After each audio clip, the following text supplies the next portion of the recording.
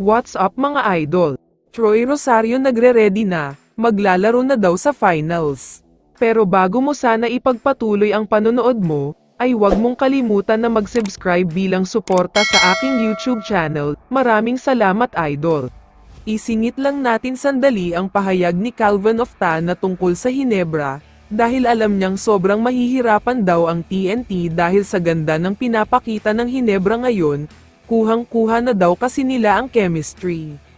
Alam rin ni Oftana na mahirap kalaban ang Hinebra dahil kay Coach Tim, master tactician nga daw ito, at kahit anong gawin ng isang player ay hindi mababasa kung ano ang nasa isip ni Coach Tim, masyado daw matalino.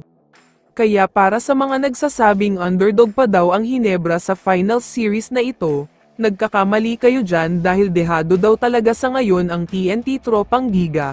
Mas may experience ang Hinebra at mas malalim ang lineup. Samantala, lumipat na tayo sa balita tungkol kay Troy Rosario. Mukhang madadagdagan ang problema na iisipin ngayon ng TNT at ni Coach Chot, dahil magkakaroon pa ng karagdagang superstar ang Barangay Hinebra. Ayon kasi sa multiple sources, ngayong araw daw ay pipirma na ng kontrata si Troy Rosario sa Hinebra, at ibibigay na nga daw nila sa PBA office ang copy of official contract, na magpapatunay na lilipat na talaga siya sa Hinebra. Sa katunayan, kasama na nga daw siya sa practice nila ngayon, at naghahanda na daw talaga sila para sa paparating na finals, ready to go and ready to play na nga daw si Rosario at talagang nakakondisyon ang katawan niya. Mukhang medyo masisira ang game plan ng TNT sa Game 1, dahil hindi nila inaasahan na maglalaro pala si Rosario para sa Hinebra. Dagdag problema nga ito para sa kanila lalo na sa coaching staff dahil ibang klase talaga si Rosario. May mga source na nagsabi na umaabot na sa 1.7 million pesos na sweldo kada buwan ang offer ng Hinebra kay Troy. Malaking sweldo ito kaya siguro hindi niya matanggihan ito, wala pa kasi dyan ang mga bonus.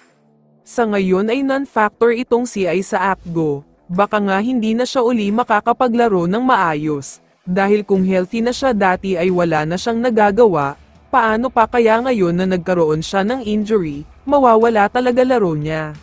Kaya naman para sa mga Hinebra fans, mukhang dapat na kayong magsaya, dahil mas lumalakas pa ang Hinebra ngayon, kumpleto na ang posisyon ng mga players at solid pa lahat. Tapos ay babalik na sina Gray at Malonzo kaya mas solid pa talaga. Kaya naman kung ikaw ang tatanungin idol, ano ang masasabi mo sa balitang ito?